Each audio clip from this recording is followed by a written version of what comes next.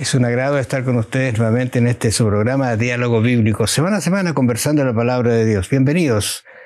Quiero leerle un texto para que lo tengamos como introducción al tema. Está en Mateo 23:15. Me ha preocupado a mí. Dice: «Ay de vosotros, escribas y fariseos, hipócritas, porque recorréis mar y tierra para ser un prosélito, y cuando lo conseguís, lo hacéis 2 veces más hijo del infierno que vosotros».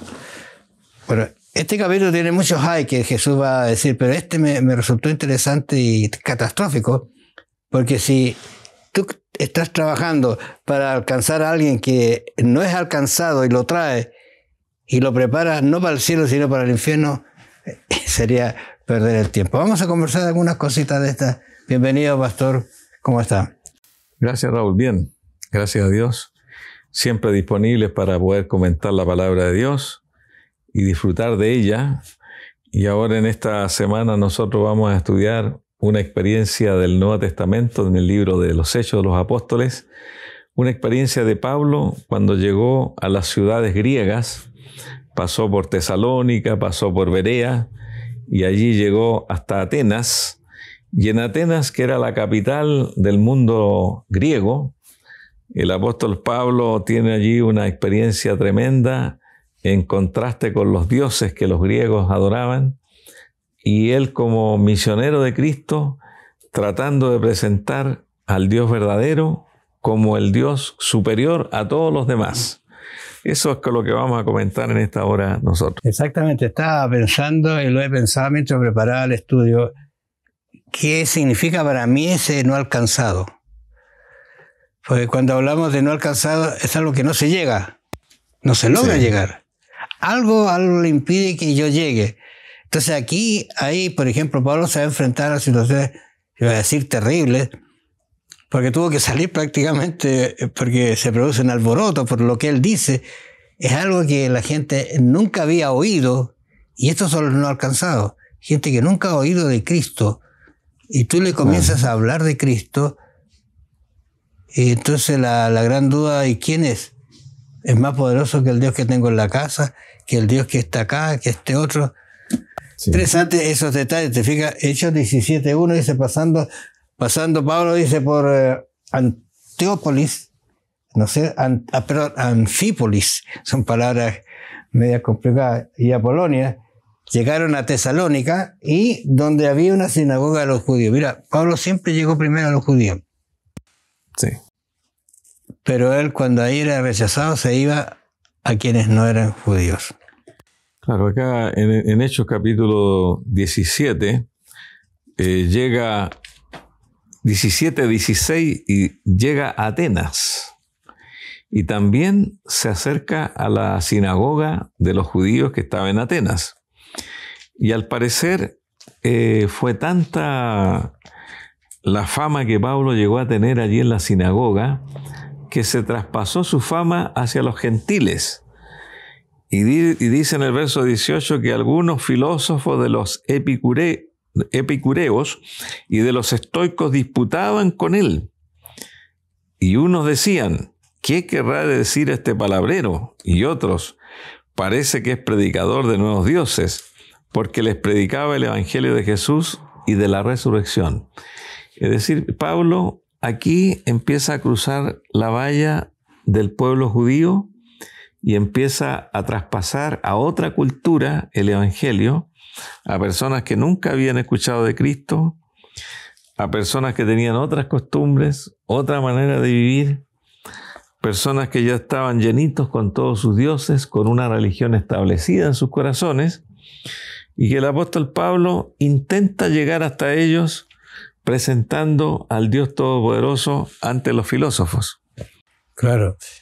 La Escritura dice que Pablo se enardecía viéndolos cómo esta gente adoraba a esos dioses que los llevaban a la muerte, que no los llevaban a ningún lugar, para decir, los hacían infelices, ¿no es cierto?, para decir así. Y Pablo estaba realmente preocupado. Aquí uno aprende algunas lecciones que debe tener cuidado también para enfrentar este tipo de situaciones. Porque a veces tú te encuentras con situaciones de esta naturaleza y atacas. ¿Y eso qué produce? Enseguida una muralla, ¿no es cierto? Un anti-evangelio, anti-Jesús, todo eso aparece cuando uno ataca. Entonces, si tú lo ves con tranquilidad, Pablo no ataca a la gente, sino comienza a ver cómo les hablo, qué les digo. Y él sabía perfectamente lo que tenía que decir, pero cómo se los digo para no ofenderlos. Claro, aquí hay algo que la Biblia dice, disputaban con él. Claro. Los griegos eran amplios de mente. Ellos tenían discusiones todos los días de filosofía en las calles o en lugares públicos o en el Areópago, cuando era un lugar como un estadio, porque a ellos les gustaba escuchar la discusión, porque los filósofos griegos decían que a través de la discusión y de la razón y de esos alegatos salía a luz la verdad. Entonces, muchos eran especialistas en discutir, eran polémicos, y la gente les gustaba escuchar esas polémicas conversaciones y discusiones, y se acercaban todos a ver quién tenía la razón. Y es por eso que donde había una discusión sobre filosofía, había mucha gente escuchando. Entonces Pablo usó este método para presentar la verdad, y realmente empezó a tener éxito, porque el apóstol Pablo tenía palabra, tenía razonamiento, tenía una forma y una consecuencia de lo que él decía. Y fue tal la discusión que dijeron, esto no lo podemos hacer en una calle. Vamos a ir al lugar público, el Areópago. En ese lugar allí nos vamos a enfrentar para poder escuchar a este hombre. Démosle una oportunidad. Claro, ahora, fíjate, a mí me parece interesante algunas cosas que aparecen acá. Dice, celosos entonces los judíos que no creían, pareciera que vino alguna gente de otro lugar a tratar de echar a perder el evangelio que Pablo estaba predicando. Y de hecho aparecían estas personas, no sé cómo se pagaban, pero iban a echarle a perder la predicación a Pablo. Dice, celosos entonces los judíos que no creían, tomaron consigo algunos ociosos hombres malos, con lo que juntaron una turba y alborotaron la ciudad. Me recuerda mucho la crucifixión de Jesús, ¿eh? Cierto. Tomaron también a gente que ociosa, voy a decir así, para que hablara mentira acerca de Jesús.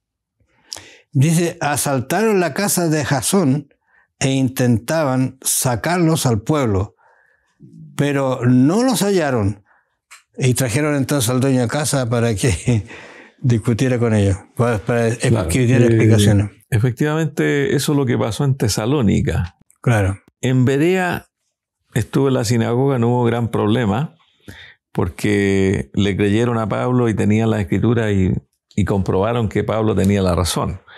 Pero en Atenas ocurrió algo muy distinto al resto de las ciudades, porque ahí habían hombres que estaban dispuestos a discutir y tenían una amplitud de mente como para escuchar y presentar su argumento. Entonces para Pablo esa era una gran oportunidad. Alguien me decía, en realidad Pablo es un personaje que es fuera de serie. Y él no solamente, y esto es básico a veces para enfrentar a personas que no son alcanzables, tener conocimiento de lo que va a hablar y también algo de lo que ellos piensan. Porque ¿cómo discutes tú si no sabes cuál es el pensamiento del que está oponente a ti? O son cosas que hace que tener cuidado, porque cuando uno se mete al barro puede ser que aparezca también un poquito embarrado. Pero hay que ver un poquito de qué está pensando la otra persona bajo su filosofía, sus creencias, y luego buscarle el argumento que presente el Evangelio. Eso es, digamos, lo que hacía Pablo en realidad, porque él era muy estudioso y pudo trabajar con ellos y hablar al nivel de ellos.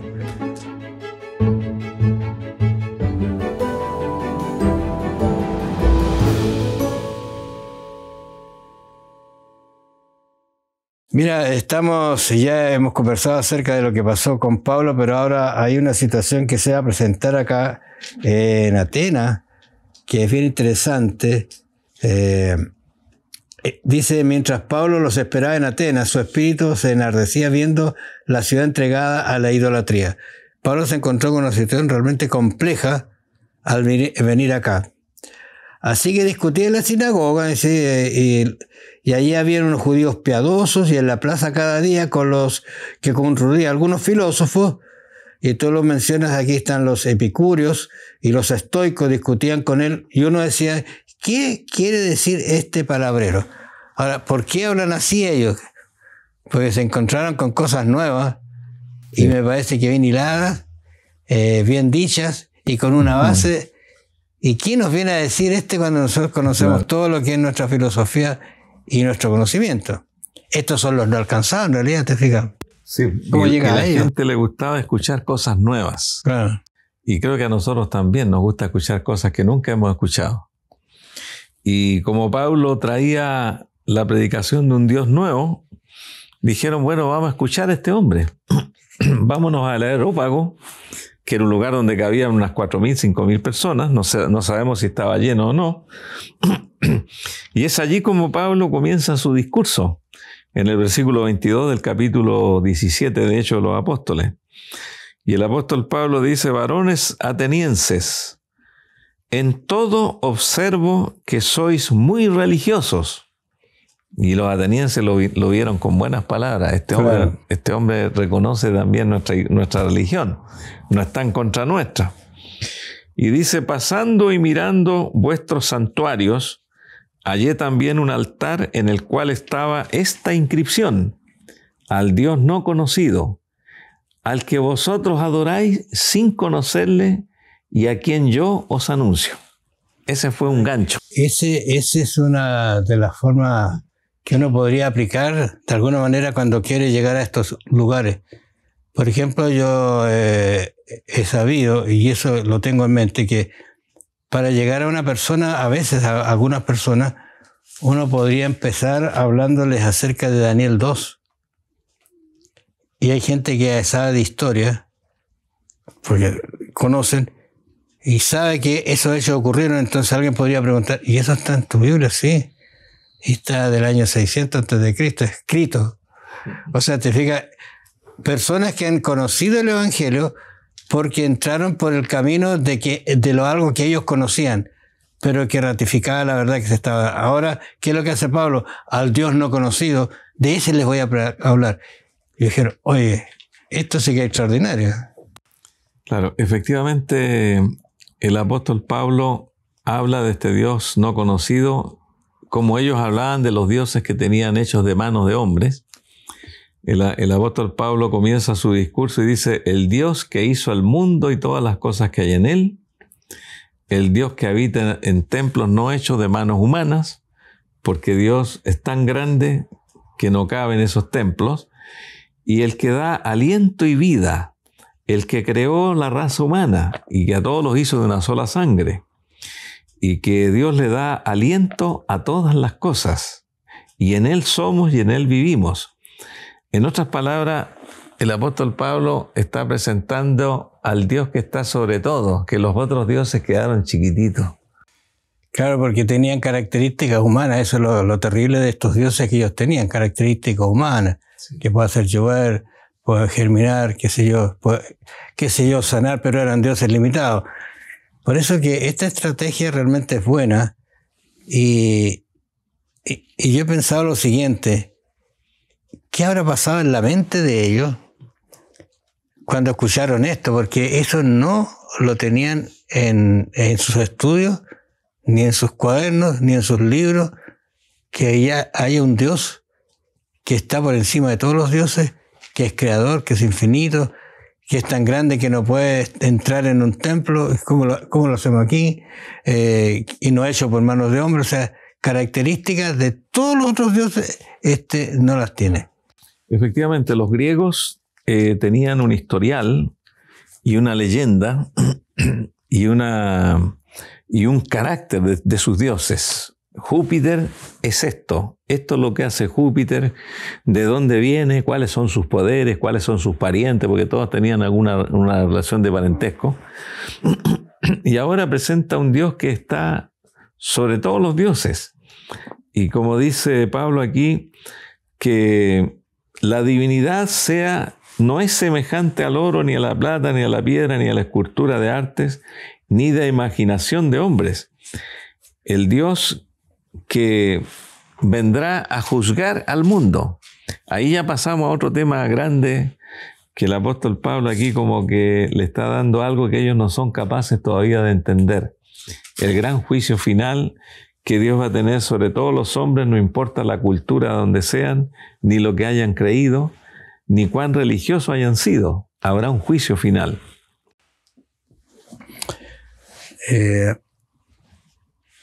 Hay estudiosos que llegan a la conclusión que Pablo no fue exitoso acá en este ciclo. Que tuvo, incluso estaba pensando acá en 1 Corintios 2:2, él dice lo siguiente: pues me propuse no saber entre vosotros cosa alguna, sino a Jesucristo y a este crucificado. Es como decir, se puso al nivel, pero llegó a ello. Yo creo que el mensaje quedó en la mente de muchos, porque se habla de personas que creyeron en él, ¿no es cierto?, que le aceptaron. Pero tú recuerdas que el problema de la resurrección para ellos fue un problemazo, porque algunos no creían y otros sí. Entonces se puso una situación. Pero Pablo lo usa como una estrategia también para salvar lo que se había producido, ¿no es cierto?, en la discusión. Pero ¿cuánto se propuso, cuánto ganó Pablo con eso?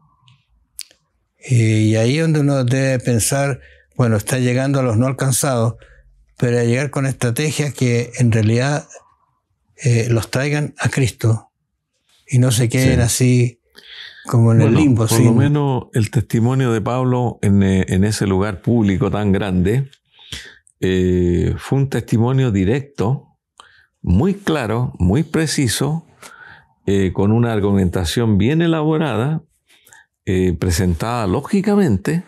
Claro. Y él exaltó al Dios creador del cielo y de la tierra, que era el Dios que estaba sobre todo. Como tú dices, la gente le dijo después: ya te oiremos acerca de esto otra vez. Le dijeron: ya no queremos escuchar más, hasta pronto, ya te hemos escuchado. Uh-huh. Pero también nos habla de un grupito que aceptó. En todo lo que hacemos tal vez no van a creer todos, pero siempre va a haber un grupo que recibe la palabra del Espíritu Santo y van a creer. Y Pablo siempre sacaba algunas semillas. Había mucho rechazo, pero siempre obtenía un resultado. Eran pocos en algunas ocasiones, pero había un resultado. Claro, ese resultado en realidad uno no lo puede medir ahora ni saber tampoco. Quizás la eternidad nos va a dar algunos conocimientos de lo que pudo haber pasado con algunos que estuvieron allí, porque claro, algunos dijeron: mira, déjanos hasta aquí, nos pareciera que esto es mucho para lo que nosotros sabemos. Pero, y este es el problema, en teniendo tiempo, en algún momento más, te vamos a llamar, lo que a veces nunca ocurre. Entonces, eso es preocupante a veces, pero a lo mejor van a haber resultados, como estoy pensando. ¿Te acuerdas tú cuando Jesús cruzó el río, el lago, y se encontró con ese endemoniado y le dice: no, ahora te quedas aquí y tú predicas. Anda a contar lo que te pasó. ¿Qué sirvió de eso? Como cuna, ¿no es cierto?, para que después el mensaje llegara de Jesucristo a esos lugares. ¿Te fijas? Así que siempre hay un propósito macro que Dios tiene para la salvación de las personas.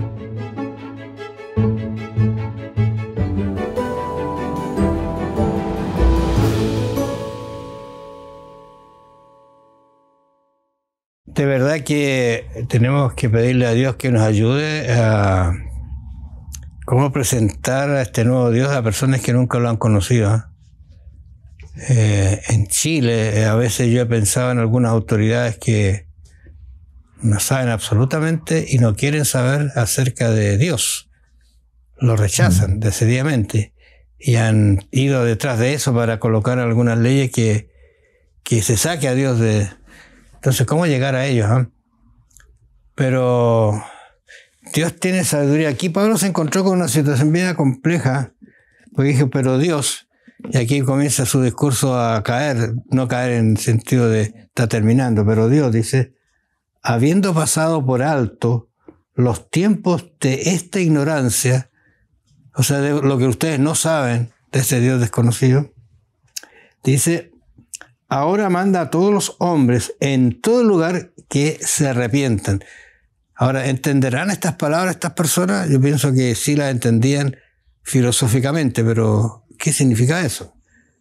Y luego, por cuanto, y aquí viene lo fuerte, ha establecido un día en el cual juzgará al mundo con justicia por aquel varón a quien designó, acreditándolo ante todos al haberlo levantado, y aquí viene la palabra terrible, al haberlo levantado de los muertos. Voy a dejarlo hasta ahí para que comente un poquito. ¿Qué pasó en la mente de esta gente? ¿No es cierto? Cuando dice levantado de los muertos, o sea, murió, resucitó. Para nosotros es una cosa, puede decirlo, media normal y aceptada, el cristianismo, nuestra postura, claro, pero algo que nunca he escuchado de esto. Bueno, aquí Pablo empieza a derribar los dioses hechos por manos humanas. Uh-huh. Que eso también no creo que les haya parecido bien a ellos. Los dioses de plata, de piedra. Y después de eso le dice que Dios pasó por alto los tiempos de vuestra ignorancia. O sea, le está diciendo literalmente, ustedes han servido a dioses ajenos, dioses de oro, de plata, porque son ignorantes. Esa es otra palabra que Pablo allí está ocupando. Y ahora manda a los hombres que se arrepientan en todo lugar. Para un griego, con una filosofía griega, ellos sabían también definir lo bueno y lo malo, pero no era tan exacto. Tenían moral. No digamos que los griegos y los romanos eran inmorales, que no tenían ninguna cosa como patrón o norma de vida. Ellos tenían sus normas. Y habían cosas que eran buenas y cosas que eran malas. El robo era malo, la mentira era mala, el adulterio también era considerado malo. Eso iba a decir muy fuerte en ese sentido, ¿eh? Muy fuerte. A veces nosotros juzgamos a ellos con algunas cosas que eran, digamos, salían de lo común, eran pecadores. Cuidado, porque tenían algunas normas que las cumplían muy bien. Claro. Y ellos sabían que había un bien, que las personas tenían que hacerle un bien, y la filosofía generalmente tenía muchos dichos y muchos proverbios que hablaban de lo que era correcto. Estos grandes filósofos tenían cosas muy sabias, eran sabios, le enseñaban a la gente a vivir con una sabiduría, podemos decir, de los hombres, que era imperfecta, y que realmente, en cierto sentido, contrastaba con el Evangelio, porque muchos se quedaban contentos con su sabiduría de vida. Y eso es lo que pasa hoy día. Como tú decías, Raúl, hay mucha gente que son personas no alcanzadas, que son poderosos, que son famosos, que tienen poder y político y tanta cosa. Tienen su filosofía de vida, y ellos eligieron esa filosofía y dicen, yo estoy contento con lo que he creído y de aquí no me va a mover nadie porque yo ya tengo un concepto. Soy ateo, algunos pueden decir yo soy deísta, otros pueden decir yo soy agnóstico, y otro puede decir, bueno, yo tengo esta creencia particular. Yo creo en los espíritus, creo en el espiritismo,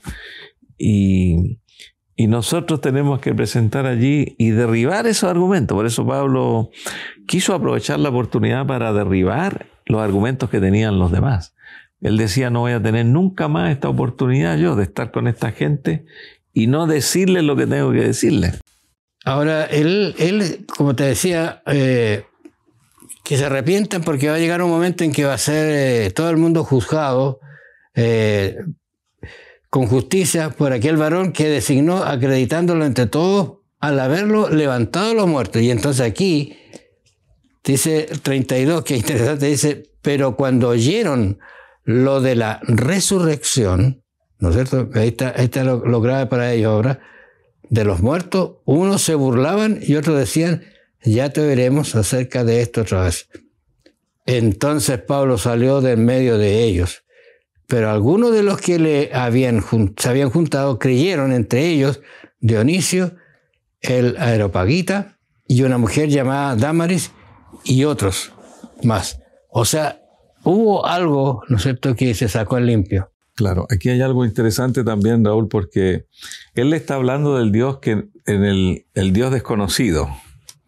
Está hablando de los atributos de Dios, está hablando de lo que va a ser Dios, el juicio, y de pronto él comienza a hablar de Cristo al final, el resucitado, el que Dios levantó de los muertos, que va a ser el que va a juzgar al mundo. O sea, está dándole una categoría a Jesús de juez. Entonces, aquí ellos ya dicen, bueno, hay un ser humano que también va a ser el juez, un ser humano que va a ocupar un lugar importante en el juicio. Ahí como que no entendieron, y como que la resurrección de este ser humano que se refería a Cristo, que no lo mencionó, allí se empezaron a burlar, porque ya no pudieron entender el resto. Ya habían entendido hasta ahí, pero ya su filosofía no los dejó captar lo que venía y le interrumpieron el discurso. Claro. Y como tú decías, hubo gente que encontró razón en lo que Pablo decía. Ahora la Biblia no presenta todo el discurso. Recordemos nosotros que la Biblia siempre presenta una síntesis de lo más importante que habló Jesús, lo más importante que habló Pablo y de las personas. Recordemos que los discursos son mucho más largos. Esto nosotros lo podemos leer tal vez en 5 o 6 minutos o menos. Pero el discurso de Pablo tiene que haber durado por lo menos 1 hora o tal vez más. Entonces, en ese discurso logró convencer, como tú decías, a poquitas personas y otros. Pero sacó gente de ese lugar, incluso al que cuidaba el areópago, que era la areopagita, también llegó a creer. Entonces Pablo ya con ustedes voy a conversar. Y sacó allí una semilla y estableció la iglesia en Atenas. Por eso digo yo, Pablo habla de que en realidad no tuvo tanto éxito, pero hubo éxito. Sí. Quedó sembrada la semilla. Y esta gente fue predicadores, después siguieron. Yo creo que ha sido difícil porque era un ambiente idólatra en realidad, era un ambiente idólatra. Pero aprendieron mucho de Pablo, y a mí me gusta eso. Y una mujer llamada Damaris y otros. Esto, estamos hablando de los poderosos. O sea, aquí hay gente que tenía recursos y logró que el evangelio penetrara su corazón. Sí, y lo importante de todo este discurso es que el Dios desconocido no era como los otros dioses arrebatados, que castigaban a la gente, que había que hacer esto, aquello. El Dios que Pablo presentó era el Dios de amor. Y es el Dios que usted y yo deberíamos presentar. ¿Qué le parece si ubica una persona esta semana que la conoce, que está dentro de estos que estamos conversando, y lo llama o ora por él? Ahora, hay un desafío también porque aerópagos hay en muchos lugares. Presentar el evangelio allí, ¿no es cierto?, sería interesante. Pero ¿sabe usted que hay un sistema que usted podría usar para predicar el evangelio? Son las redes sociales. A veces nos entretenemos en algunas cosas un poquito livianas, pero sería interesante tener algo en esa red social donde usted se identifique como un cristiano y vaya sembrando la palabra de Dios. Alguien, como dice aquí Damaris, el aeropagita, van a aceptar al Señor. Gracias por su atención. Vamos a encontrarnos la próxima semana. Bendiciones.